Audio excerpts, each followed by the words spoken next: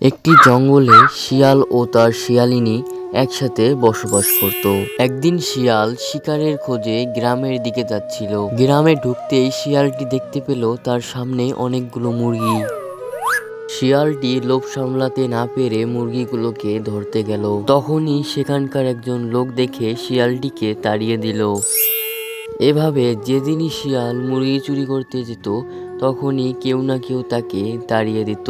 এভাবে দেখতে দেখতে 7 দিন চলে গেল। 7 দিন পর শিয়াল ও শিয়ালিনীর অবস্থা খুব খারাপ হয়েছিল, কারণ তারা 7 দিন ধরে কিছুই খায়নি। তখন শিয়াল ও শিয়ালিনী মনমরা করে জঙ্গলে বসেছিল। তখন সেখানে একটি পরী আসে। পরী তখন শিয়ালকে বলে, তুমি কাঁদছো কেন?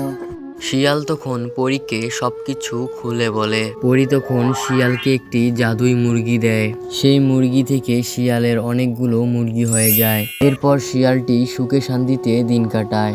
তো বন্ধুরা, আজকের গল্পটি তোমাদের কাছে কেমন লেগেছে অবশ্যই কমেন্ট করে জানাও, আর লাইক করতে ভুলো না কিন্তু।